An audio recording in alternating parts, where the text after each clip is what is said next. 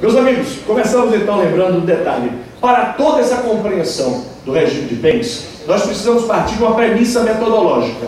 E essa premissa vem da filosofia do direito. Há um certo consenso hoje, não só no sistema jurídico brasileiro, mas eu diria muito mais do que isso, no sistema jurídico do mundo inteiro. Entre os constitucionalistas há um certo consenso de que a norma jurídica, e toda e qualquer norma jurídica, é muito bem compreendida a partir de dois referenciais. A norma regra, que tem conteúdo fechado, que tem solução a priorística, e a norma princípio, que tem conteúdo aberto, mais maleável, e que tem solução casuística.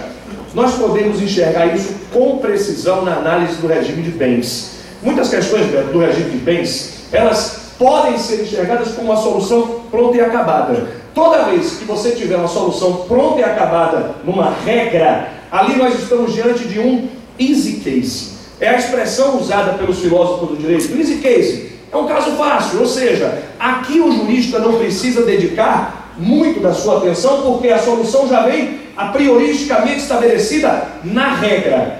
Se você estivesse pensando aqui na transmissão do futebol da Rede Globo, nós poderíamos dizer que o Arnaldo César Coelho diria: a regra é clara. E a regra é clara porque a regra apresenta antecipadamente, a prioristicamente, a solução para o caso. Muitas dessas hipóteses de regras aplicáveis a questões chegam ao STJ e possuem e merecem uma solução simplória. Aqui eu trouxe um caso do estado do Rio Grande do Norte, que mereceu do STJ uma solução com a aplicação da regra. O caso era simples. Era um casal que tinha um imóvel que foi adquirido antes da relação por um deles apenas, com o casamento submetido ao regime de comunhão parcial. O imóvel foi adquirido antes, mas o pagamento foi feito durante a relação. As parcelas foram pagas durante o casamento. A regra é clara. E nesse caso basta partilhar os valores que foram pagos na constância da relação, aplicando a regra do próprio Código Civil. Então aqui nós estamos diante de um easy case, um caso fácil, um caso de solução antecipadamente prevista na norma. Só que toda vez que nós tivermos um caso que não tem a solução a prioristicamente prevista, agora nós não estamos mais diante de um caso fácil, de um easy case, mas agora de um hard case. E o hard case agora sim se soluciona por princípios. Me preocupa um pouco essa situação relativa aos princípios. E aí, Ana, é sempre bom a gente estar reunido assim, nesses momentos de debate, nós podemos tirar para aprofundar essas discussões. A mim parece que há, no Brasil, nesses últimos anos, uma promiscuidade na utilização dos princípios. Os princípios terminaram sendo banalizados, e nós vamos usando princípios agora para quase tudo. E o princípio da dignidade humana, esse é o melhor de todos, né? Eu vejo de vez em quando que a petição inicial do autor vem baseada na dignidade e o réu contesta com base na dignidade. Os dois, e o juiz decide com base numa outra dignidade e julga parcialmente procedente o pedido. Ou seja, o que nós vamos perceber é que, não raro, nós usamos o princípio, os princípios como um todo, de forma banalizada. E me parece, nesse ponto, um contributo muito importante de um professor do Rio Grande do Sul sempre com essa liderança brasileira aí, em termos de grandes juristas, o professor Humberto Ávila, que tem uma contribuição extremamente importante, chamando a atenção para o fato de que, se as regras são elaboradas a partir dos princípios, nós vamos usar os princípios quando não houver regra. Porque se existe regra para aquele caso, para que utilizar os princípios? Para que banalizar o uso dos princípios? Claro que nós poderíamos usar perfeitamente os princípios nesse caso como um reforço argumentativo, poderíamos pensar o uso dos princípios nessas hipóteses como um obter dictum. Agora, se há regra, e a regra é compatível com o princípio, parece às vezes abusivo usar os princípios. Nesses casos, Mário, eu tenho me chamado a atenção. A primeira vez que me chamou a atenção seriamente sobre isso, um caso lá no Ministério Público, eu cheguei para trabalhar e estavam reunidos a assessoria, os estagiários e tal, e aí eu disse: doutor, tem um caso urgente, tem que liberar esse processo agora e tal. Eu falei: o que é? É um caso aí que está envolvendo um rapaz no plano de saúde, tem que botar um stent. Aí eu falei: tá, aí vocês leram o processo livre? Aí a gente já fez até um rascunho. Aí eu fiquei assim, em pé, falei: me explica o caso. O caso é assim, ele disse que tem direito ao stent, tem aqui o laudo médico, o plano de saúde diz que não põe o stent.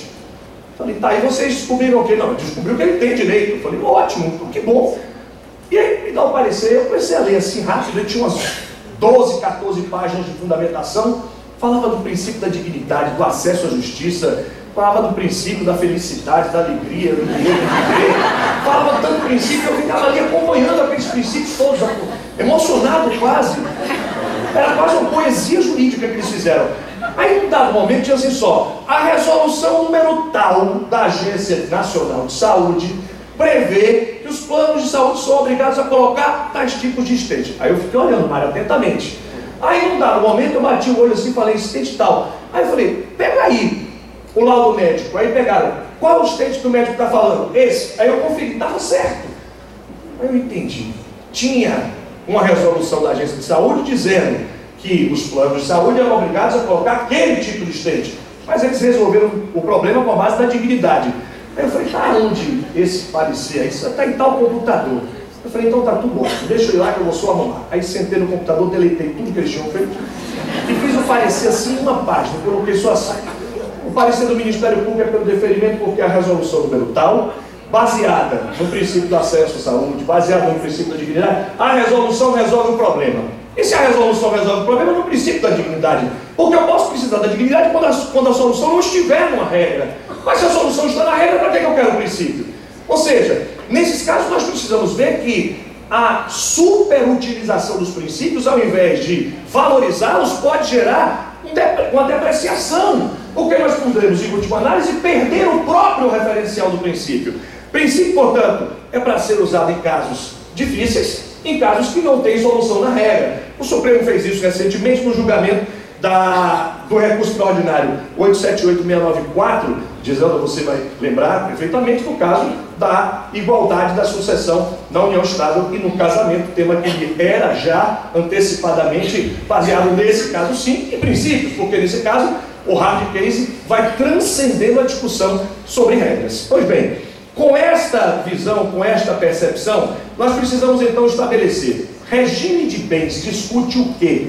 Bom, regime de bens discute autonomia privada. É a liberdade de autodeterminação das pessoas. As pessoas podem escolher a eficácia de seu casamento, de sua união estável. E se o regime de bens é uma manifestação da autonomia privada, não tenho dúvida disso, nós podemos partir de uma premissa: no regime de bens, o casal pode se valer de tudo menos o que a lei proíbe. Porque aqui nós estamos enxergando a autonomia privada na sua essência, a autonomia privada na sua mais pura percepção, na medida em que o regime de bens diz respeito aos interesses daquelas pessoas especificamente. Por isso aqui nós podemos enxergar com plenitude: o limite para o regime de bens são as matérias de ordem pública. Aquilo que estiver vedado por matéria de ordem pública, aí sim, nós não poderíamos enfrentar. Eu ouvia cuidadosamente aqui a professora Ana falar antes de mim, e é um tema que eu estou há muito tempo querendo ter mais tempo para estudar. A questão do 426 desse limite, que os colegas vêm recentemente também dedicando cuidadosa atenção, merecida. Será que de fato isso é uma matéria de ordem pública e qual o limite, a extensão de que isso pode restringir a autonomia privada? Mas alguns exemplos se mostram muito interessantes, recentes, quanto à autonomia privada na escolha do regime de bens. Cláusula de dispensa dos deveres conjugais. Essa cláusula, inclusive, não precisa ser expressa, não. É claro que eu imagino uma cláusula expressa porque ela pode ser mais facilmente vislumbrável como um limite para a boa-fé objetiva, para que ninguém que ajustou uma coisa diga posteriormente que não ajustou. Agora, tem um caso recente do Tribunal de Santa Catarina que mereceu, está no site do Rodrigo da Cunha Pereira, está no site da Maria Berenice Dias, no balanço que a Berenice fez no ano passado, no finalzinho do ano passado, sobre grandes avanços que nós tivemos no ano passado em matéria de direito de família. E Rodrigo, também com a sensibilidade interessantíssima, você fez um jogo de palavras, Rodrigo, que eu achei sensacional, sobre o Código Civil e o Código do Casal. Então, naquele seu jogo de palavras entre o Código Civil e o Código do Casal, claro que deve prevalecer o Código do Casal, que vale mais do que o Código Civil. Era um casal no estado de Santa Catarina que deliberou, que resolveu entre si, que tinha uma relação aberta. Fim da relação, com algum questionamento judicial, um deles impugnou e disse: não, Está no Código Civil, dever de fidelidade. Se a gente não tinha dever de fidelidade, isso não é união estável, isso não é casamento, isso, enfim, não é uma relação afetiva. E o Tribunal de Santa Catarina teve que reverter a decisão de primeiro grau para corrigir e reconhecer que, de fato, aquilo é uma relação familiar, porque aquele é o Código do casal, que vale, curiosamente, mais do que o Código Civil. Então, ali nós temos autonomia privada. Aliás, eu quero insistir nesse ponto. Essa dispensa não precisa ser tácita, não precisa ser expressa, perdão, pode ser tácita. Eu li outro dia numa reportagem que a Rita Lee, a cantora Rita Lee, ela mora no mesmo prédio do marido dela, mas em apartamentos separados. Autonomia privada. Coabitação dispensada tacitamente. É até bom que dá até saudade, né? Não precisa ficar ali procurando todo dia. Então, enfim. Mas nesse caso nós vamos percebendo que aplica-se a autonomia privada na sua plenitude. A professora Ana também aludiu muito bem que o STJ já tem esse precedente, reconhecendo que a existência de cláusula expressa de separação absoluta afasta o regime da separação obrigatória, na medida que a separação obrigatória viria acompanhada da súmula 377 do Supremo, aquela antiga súmula dos aquestos. Então, mecanismo para que a autonomia privada faça com que, eventualmente, eu dou um exemplo, uma pessoa com mais de 70 anos de idade, ela quer casar, mas quer ficar no regime de separação absoluta, de separação absoluta. Se ela for para o regime de separação legal, a súmula termina prejudicando mais do que protegendo. Então, efetivamente, nesse caso, a autonomia privada vai transcender. Outra situação interessante, também abordada aqui anteriormente, é a questão dos alimentos compensatórios, da previsão antecipada de indenização para certas situações. Eu vivenciei um caso lá indiretamente em Salvador, uma aluna da faculdade, uma aluna brilhante, extraordinária. Ela, já no final do curso, me procurou e falou assim para mim: Cristiano, eu preciso da sua ajuda, uma flexibilização com o dia da prova e tal. Eu falei: claro, mas o que vai acontecer? Ela falou que eu vou me mudar. Vou mudar para São Paulo. Aí eu falei: tá, mas por que você vai não espera terminar a faculdade? É porque eu vou casar. Eu falei: mas que pressa para casar? Mas espera. Ela falou: não, mas é porque o meu noivo arranjou um emprego lá em São Paulo, ele vai embora, ele é engenheiro e tal, e eu vou com ele. Então tá bom. Seu pai deixou, né? Bom, aí eu queria contar o caso dessa menina rapidamente. Ela tem 20 e poucos anos, brilhante, uma das melhores alunas que tive. Ela seguramente terá um futuro brilhante no direito. Só que ela resolveu abdicar de tudo e foi para São Paulo ser esposa. Rapidamente ela já engravidou, já tem 3 filhinhos lá, que moram com ela, com o marido. O marido parece que é um cara bem bacana também e tal. De vez em quando ela manda notícia, manda foto e tal, tá ótimo. Só que, como diz o ditado lá do povo do interior da Bahia, o futuro a Deus pertence. Pode ser que dê tudo errado. E pode ser que esse casal tenha de se divorciar. E se divorciar, ele vai dever pensão alimentícia para os filhos. Provavelmente ela vai voltar para a Bahia, porque lá em São Paulo ela não tem parente, ela não conhece ninguém. Ela tem um marido lá. E se ela voltar para Salvador, ela vai ter direito de pedir pensão para ele? Bom, ela é jovem. Ela é bem jovem, ela vai poder trabalhar, ela poderia ter direito até por conta da mudança a alimentos por tempo determinado, transitórios, talvez. Mas seria um caso típico de pensar em alimentos compensatórios, de tudo que ela está abrindo mão. Até porque me parece que é curioso, às vezes assim, as pessoas tomam decisão sem consultar o advogado, mas depois quer que o advogado dê jeito em todos os problemas que a decisão dela causou. E isso me parece às vezes muito interessante, porque a pessoa precisa precaver esses interesses. Bom, outra situação interessante é a validade e a eficácia do instrumento particular para escolha do regime de bens da união estável. Essa é uma decisão recente do STJ, dizendo que, mesmo que o instrumento seja particular, mesmo que esse instrumento não tenha nenhum tipo de publicidade, nenhum tipo de garantia ou de registro público, escolha de regime de bens na união estável não estaria submetida às exigências do casamento. Bom, o limite para a autonomia privada são os direitos fundamentais, são as regras de ordem pública. Mas falando desses direitos fundamentais e regras de ordem pública, aqui estaria um tema muito importante: a proteção do patrimônio mínimo. Um dos limites para a escolha do regime de bens, um dos limites para a manifestação da autonomia privada é exatamente a preservação do patrimônio mínimo. No Brasil, essa expressão patrimônio mínimo ficou consagrada numa obra do professor Luiz Edson Fachin, mas os constitucionalistas terminam usando uma outra expressão muito próxima, Ricardo, você vai lembrar: mínimo existencial, que é uma expressão usada muito pelos constitucionalistas no sentido de reconhecer que a proteção do mínimo existencial é um desdobramento da dignidade humana. Ou seja, a dignidade humana se faz também a partir da proteção de um patrimônio mínimo, como uma afirmação dos direitos fundamentais.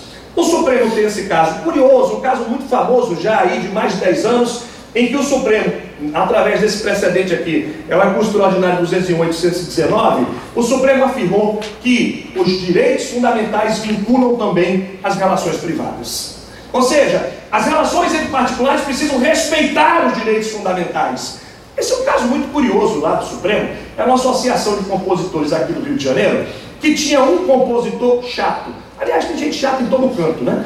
Todo canto tem um chato. E tinha um chato lá. E esse chato era tão chato, que os outros compositores se reuniram, colocaram em votação, levanta o dedo quem quer expulsar o chato, todo mundo levantou o dedo e está expulso. Só que de tão chato que ele era, ele foi à justiça. E ele disse, olha, se eu tivesse cometido um crime bárbaro, hediondo, eu teria tido ampla defesa, contraditório, presunção de inocência. Eu não cometi crime nenhum, eu apenas sou chato e quero tudo isso. E o Supremo disse, ele vai ter sim. Ele vai ter por quê? Porque, malgrado ele seja chato, os direitos fundamentais vinculam as relações entre particulares. Aqui nós vamos ter um limite dificílimo, meus amigos. Nós vamos precisar voltar a esse assunto. Eu já antevejo novos debates, Simão, e pode colocar na sua agenda de reflexões sobre esse assunto. Qual é o limite, a equação exata entre a autonomia privada e os direitos fundamentais? Até onde vai a interferência do Estado com os direitos fundamentais, limitadora da liberdade de autodeterminação? Esse é um debate que nós temos agora não só no Brasil, na Europa hoje, na Alemanha nós temos grandes debates, em Portugal tem um caso dos mais difíceis que eu já ouvi falar. Uma moça muito jovem, dizendo, essa questão é muito parecida com aqueles debates que tínhamos ontem, que discutimos. Uma moça muito jovem, 29, 30 anos, foi descoberta lá como um grande talento na empresa em que ela trabalhava. E essa empresa era uma multinacional que atuava em Portugal e que tinha acabado de ganhar uma PPP, uma parceria público-privada, para explorar uma atividade privada econômica por 10 anos. A empresa, então, percebendo que era importante ter alguém em Portugal, chamou a moça e disse, olha, estou lhe propondo 10 anos. Durante 10 anos, não é contrato de emprego não, nem de prestação de serviço, de sociedade. Você vai ser sócia da empresa e, ao invés de entrar com dinheiro, você vai entrar com trabalho. Durante 10 anos você vai trabalhar, vai receber, vai ser remunerada com o seu prolabore, mas você fica responsável por essa atividade aqui. Só tem uma coisa, se você vai ficar responsável direto, nós vamos colocar uma cláusula aqui no contrato dizendo que se por acaso nesses 10 anos você engravidar e tiver de se afastar, você vai pagar uma cláusula penal, a multa, que é o valor que nós vamos ter de ressarcir o treinamento da pessoa que virá ficar no seu lugar. Então você vai causar prejuízo, eu estou prevendo a multa, e a multa ficará no contrato. Muito bem, a moça adorou a ideia, virou sócia, só que ela não fez a conta. Ela tinha 29, 30 anos, com 10, está pertinho da prescrição biológica. E nesse ínterim, ela encontrou o homem da vida dela, engravidou, e teve filho, e se afastou, e a empresa está executando a cláusula penal. Só um detalhe, a empresa não está rescindindo o contrato, ela está apenas executando a multa. A multa baseada na autonomia privada. E a questão chega à Suprema Corte Portuguesa, aí, Luiz Paulo, você conhece bem, eu tenho certeza que eles estão tomando muitos vinhos lá para discutir qual a solução, né, seus amigos. E aí, o Luiz Paulo, o grande problema é, a empresa se baseia na autonomia privada e ela se baseia no direito fundamental ao planejamento familiar. E a quem cabe razão, a quem assiste razão nesse curiosíssimo caso. Então, estes debates não são apenas nossos, transcendem hoje. Bom, aplicando a teoria do patrimônio mínimo, o STJ tem uma jurisprudência já consolidada há muitos anos. Súmula 364, ideia de patrimônio mínimo, o bem de família da pessoa sozinha. A pessoa sozinha seria família de si mesma, mereceria proteção da inviolabilidade do bem de família? A súmula 364 diz sim, aquele é o patrimônio mínimo. Se é o patrimônio mínimo, mesmo que essa pessoa seja sozinha, um single, vai merecer proteção. Súmula 486, aquele imóvel eu só tenho ele, não tenho outro, mas eu aluguei. Mas a renda dele reverte para a minha família, está protegido. Na súmula 486, mesmo que o imóvel não sirva efetivamente para moradia. O que quero dizer, portanto, é que o conceito de patrimônio mínimo é um conceito elástico. O conceito de patrimônio mínimo ele pode variar, é cambiante, naturalmente cambiante. Então, eu já provoco isso com a reflexão. Podemos invocar a teoria do patrimônio mínimo em casos concretos, mesmo sem previsão de lei. Existem decisões já que reconhecem, por exemplo, órgão musical. Um garoto que tinha esquizofrenia, a família dele tinha um órgão musical, mas um órgão musical bem complexo, caro, o banco queria penhorar. E a jurisprudência, não, no limite da penhora, não vai penhorar. Porque embora isso não seja expressamente protegido pela impenhorabilidade, isso serve como o patrimônio mínimo daquela família para aquele tratamento. E uma decisão já de 2018 do STJ, um carro adaptado para uma pessoa com deficiência. Esse carro teve de ser tomado na busca e apreensão da alienação fiduciária. E curiosamente, quando o carro foi tomado, tomaram junto as benfeitorias do carro, que fizeram com que ele ficasse adaptável à pessoa com deficiência. E o STJ mandou devolver todas as benfeitorias. Era o carro sim, as benfeitorias não. E o banco dizia, mas a benfeitoria é acessório, e o acessório segue o principal. E o STJ disse, não, nesse caso, estes acessórios ficam para o devedor fiduciário, porque se ele num dia tiver um outro carro, ele instala, aplicando a teoria do patrimônio mínimo, que portanto não se restringe aos tipos legais. Essa decisão do Tribunal de Santa Catarina reconhece expressamente isso, que a teoria do patrimônio mínimo é cambiante. Agora, só tem um equívoco que me parece que a jurisprudência da STJ comete há muitos anos, e eu lastimo enormemente, que é o STJ manter a impenhorabilidade do bem de família de elevado valor. Nesse caso, parece que ele esquece que a teoria do patrimônio mínimo, não do patrimônio máximo. Porque, curiosamente, se o devedor tiver um imóvel que valha 10, 15, 20 milhões, ele mantém aquele imóvel único como impenhorável e aquele imóvel fica blindado, com prejuízo da dignidade dos seus credores. Porque aqui me parece que falta uma equação exata, que é o equilíbrio entre a dignidade do devedor e a dignidade do credor. O artigo 833 do novo CPC permite a penhora de bens móveis de elevado valor. E a lógica que se aplica aos móveis, a mim também se aplica aos imóveis de elevado valor. Tem um caso curioso de São Paulo, de um devedor, se não me engano foi aquele rapaz que era dono do Banco Santos.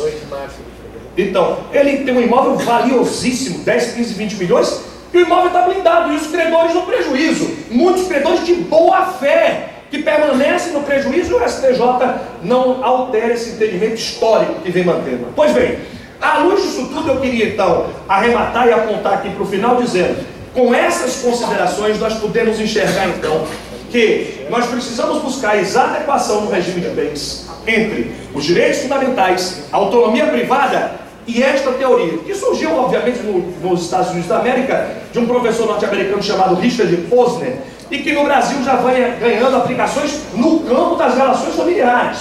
2 trabalhos de fôlego que foram publicados, um da Doris Villard, de Santa Catarina, análise econômica do direito no direito de família, outro de uma professora do Rio Grande do Sul, sua amiga, como você me apresentou, a Cristiana Sanches Gomes, sobre análise econômica aplicada no divórcio. Ambos os livros já baseados nessa teoria do Posner, que é a análise econômica do direito. O STJ tem dado muita atenção a essa teoria e alterado certas situações à luz dela, parametrizado por ela. Por exemplo, durante muitos anos o STJ reconheceu o cabimento de indenização por dano moral decorrente de atraso na entrega de obra imobiliária. A construtora às vezes atrasa a entrega e às vezes atrasa abusivamente. Gigi nos reservou 2 anos, 3 anos, tem atrasos homéricos.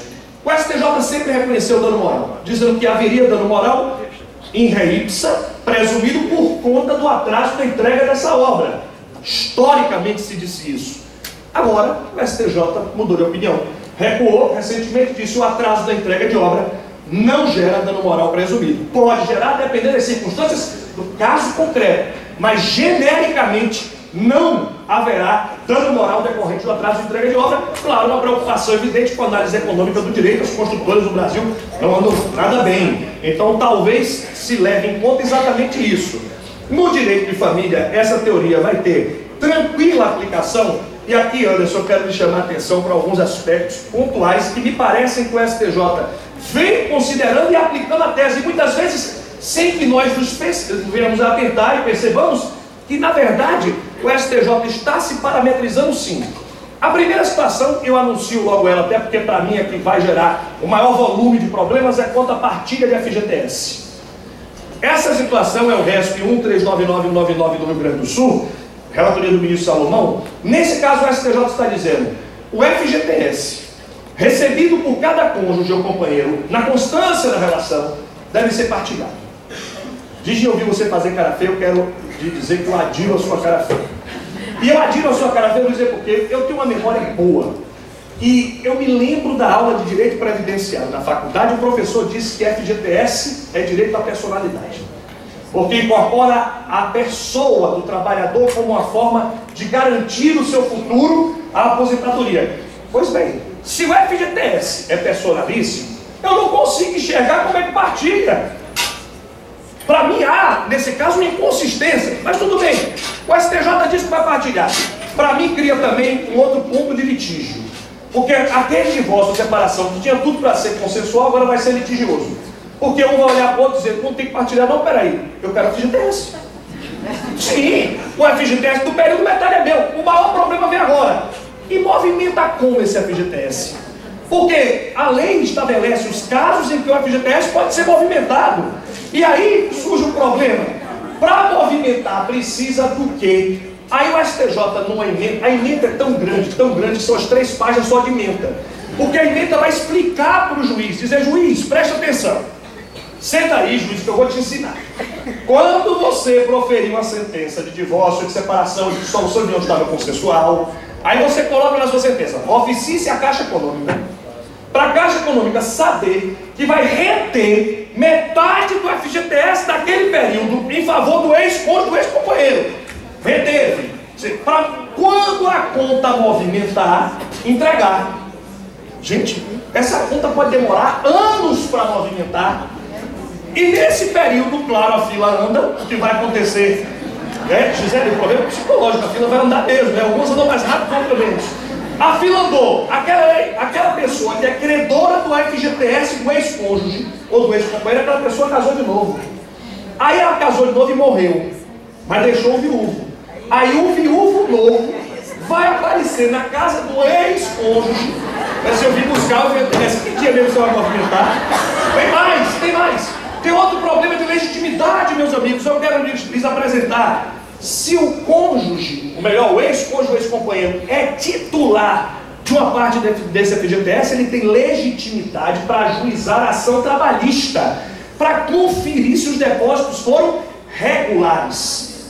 E se o depósito foi irregular, aí ele tem o direito de reclamar a regularidade do depósito. É simples assim. Ele é titular do crédito. Se ele é titular do crédito, ele tem direito. Se ele entrar com ação contra o empregador do ex-cônjuge, eu acho que esse empregador não ficará muito feliz, não. E o que virá agora? Despedida. Está resolvido o problema, porque a conta movimenta. A conta vai movimentar e o FGTS está liberado.